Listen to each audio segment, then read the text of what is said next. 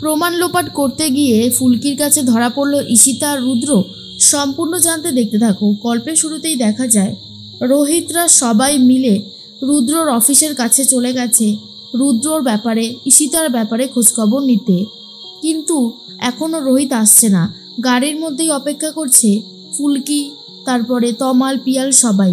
ফুলকি তখন বলে, ঈশিতা দিদি কখনোই তমাল দাদার কষ্টটা বুঝতে পারে না।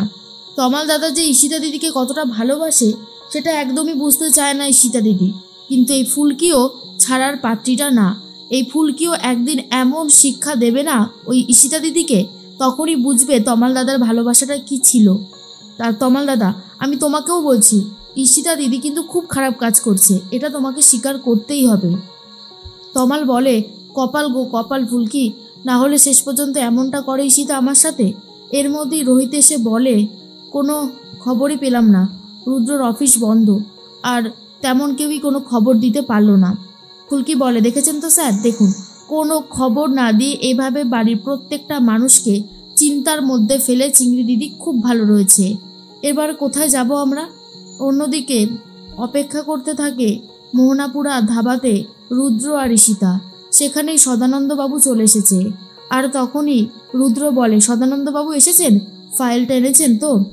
সদানন্দবাবু বলে, হ্যাঁ, আমার তো রিটায়ারমেন্ট হয়েই গেছে, ওখানেই একজন কনস্টেবলকে দিয়ে আমি এই ফাইলটা নিয়ে এসেছি। কিন্তু স্যার, এত পুরনো একটা কেসের ফাইল নিয়ে আপনি কি করবেন? রুদ্র বলে, আরে বলবেন না, আর এমন একটা ঝামেলায় পড়েছি না, এখন আর কিছু করার মতনও সময় নেই, তাই যা করবার এখনই করতে হবে। দিন ফাইলটা দিন। আসলে যেটা হয়েছে, এই যে কেসটা, এই ছন্দক বাবুর কেসটা আবারও রিওপেন করতে চলেছে আমাদেরই একজন শত্রু। তাই সময় থাকতে থাকতে প্রমাণগুলো নষ্ট করে দেব বলেই আপনাকে আমি এই ফাইলটা নিয়ে আসতে বলেছিলাম। এরপরই সদানন্দবাবু বলে, আচ্ছা আচ্ছা, ওই ছন্দকবাবু তো শাস্তি পেয়েছে, এখনও তো জেলেই রয়েছে তাই না?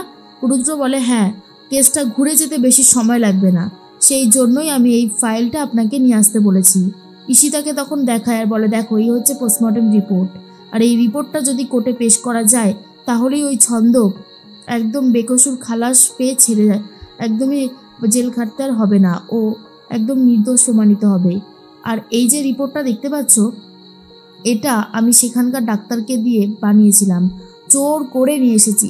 উনিও না মাস্টারমশাইয়ের মতন একজন সৎ মানুষ, টাকা পয়সা দিয়েও কেনা যায় না এই রকম মানুষকে, কিন্তু অনেক কষ্ট করে কাঠখড় পুড়িয়ে তবেই আমি এটা আনতে পেরেছিলাম। আর এটা যদি একবার নষ্ট করে দিই তাহলে ফুলকির হাতে আর কোনো প্রমাণই থাকবে না, ও ছন্দককে কোনোভাবে নির্দোষ প্রমাণিত করতে পারবে না, বুঝেছো? ঈশিতা বলে, তাহলে আর অপেক্ষা করে কী লাভ, আমরা এটা পুড়িয়ে দিই। এরপরে ধাবাতেই পোড়ানোর ব্যবস্থা করেছে আর বলে, অফিসার, তাহলে আমি এটা পুড়িয়ে দিই। অফিসার বলে, হ্যাঁ হ্যাঁ, পুড়িয়ে দিন, আর এসব রেখে লাভ নেই। এরপর রুদ্র পুড়িয়ে দিচ্ছে আর ঈশিতাকে বলে, না নাও, বাকি কাজটা তুমি করো, এবারে দেখি ফুলকি দাস কিভাবে তুমি আমাদের মুখোশ খুলতে পারো। তুমি যাতে মুখোশ খুলতে না পারো সেই ব্যবস্থাই আজকে করলাম। এর মধ্যে ঈশিতা বলে, রুদ্রদা, বলছি প্রমাণটা তো জ্বালানো হয়ে গেছে তাই না, আর তো কোনো ভয়ের কারণ নেই। রুদ্র তখন বলে, না, আর কোনো ভয়ের কারণ নেই, সব কিছু শেষ হয়ে গেছে। শোনো, বাড়িতে তো তুমি যাবে, না জানি বাড়িতে চেঁচামেচি শুরু হবে। এরপর ঈশিতা বলে, কে করবে চেঁচামেচি? তমাল, ওকে আমি ধর্তব্যের মধ্যেই ধরি না, আর নাকি ও চেঁচামেচি করলে আমি শুনবো? এসব বাদ দাও, যাই হোক তুমিও সাবধানে যেও। এরপর যখনই গাড়ি থেকে নেমেছে ঈশিতা, ঠিক দেখতে পারে পেছনেই আর একটা গাড়ি এসেছে, আর সেখান থেকে ফুলকি নেমে এসে প্রশ্ন করে, কোথায় গেছিলে তুমি? সমস্ত প্রমাণ লোপাট করে এসেছো বুঝি? ধরা পড়ে গেছো ঈশিতা দিদি তুমি? ঈশিতা আসলে এটা পুরোটাই কল্পনা করছিল। ফুলকি এসেছে ঠিকই, কিন্তু ফুলকি প্রশ্ন করে যে, কোথায় ছিলে তুমি এতক্ষণ? তমাল দাদা তোমাকে পাগলের মতন খুঁজে বেড়াচ্ছে, তুমি কি সেটা জানো? ফোনটাকেও পর্যন্ত বন্ধ করে রেখেছো, চিন্তা হয় না? সকালবেলা একটা এরকম ঘটনা হলো, আর তারপরেই তুমি বেমালুম আমাদেরকে না বলে কোথায় গেছিলে? ঈশিতা বলে, স্টপ ইট ফুলকি, আমি তোমাকে কোনো উত্তর দেব না। রুদ্র তখন নেমে আসে গাড়ি থেকে আর বলে, কি হয়েছে ফুলকি, তোমার কি উত্তর চাই? তখন রোহিত বলে, উত্তর তো দিতেই হবে রুদ্র, চলো সবাই মিলে ঘরে চলো, সবাই অপেক্ষা করছে, সেখানেই যা কথা হবার হবে। এরপর সবাই মিলে অপেক্ষা করছিল। ঈশিতা তখন চলে আসতেই শানু বলে, ঈশিতা, তোমার বারবার অন্তত বেড়েই চলেছে। হ্যাঁ, আমরা মানছি তুমি রুদ্রর সাথে কাঁধে কাঁধ মিলিয়ে পার্টির কাজবাজ করো, সেটা খুব ভালো কথা, কিন্তু তুমি এতগুলো মানুষকে এইভাবে রাতের বেলায় চিন্তাতে ফেলতে পারো না, সেই অধিকার তোমার নেই। তুমি যেটা করেছো সেটাকে এক কথায় বাড়াবাড়ি বলে, সেটা কিন্তু মোটেও ঠিক করোনি তুমি। কেন করলে এমন অন্যায়টা? এরপর ঈশিতা পুরো চুপ করে দাঁড়িয়ে আছে। তমাল বলে, কাকে বলছো তুমি বাবা? ওর কি এসবে কোনো কাণ্ডজ্ঞান আছে? ও দিন দিন এই বাড়িকে রীতিমতো একটা অন্য জায়গা করে তুলেছে, হোটেল হোটেল, যখন খুশি আসবে যাবে। তমালের ওপর এরপর রেগে যায় ঈশিতা আর বলে, একটা স্টুপিড লোক, আবার বড় বড় কথা বলছো, তোমার লজ্জা করে না? আর এরপর ফুলকির গায়ে লেগে গেছে কথাটা। ফুলকি তখন বলে, মুখ সামলে কথা বলো ঈশিতা দিদি, ভুলে যেও না তুমি এই বাড়িতে দাঁড়িয়ে এই বাড়ির ছেলেকে অপমান করছো, আমার তমাল দাদাকে অপমান করছো, এটা কিন্তু আমি সহ্য করতে পারবো না। এর মধ্যেই রুদ্র মনে মনে বলে, হয়ে গেল হয়ে গেল হয়ে গেল, এই ঈশিতার কোনো কাণ্ডজ্ঞান নেই, কি যে বলছে সবার সামনে, ওর না মাথাটাই মনে হচ্ছে পুরো খারাপ হয়ে গেছে। তার মধ্যেই ঈশিতা বলে, আর ফুলকি তুমি কি চাইছো? আমার আর তমালের সম্পর্কটা নষ্ট করতে? তমাল, তুমি সেটা বুঝতে পারছো না? এর মধ্যেই রোহিত বলে, না ঈশিতা, এই কথাটার সাথে আমি একদমই একমত হতে পারলাম না।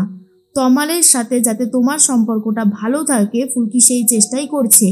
তমালের সাথে তুমি কোনো যোগাযোগই রাখতে চাও না, কেন বলে যাওনি ওকে? এরপরেই কাবেরী বলে, আর শোনো ঈশিতা, আমার ছেলে স্টুপিড নয়, ও যেটা বলেছে সেটা সত্যি কথা, তাই তোমার শুনতে এত বেশি গায়ে লেগেছে, তাই তো? আর তমাল, মাঝে মাঝে একটু এংরি হবে, বুঝেছিস তো?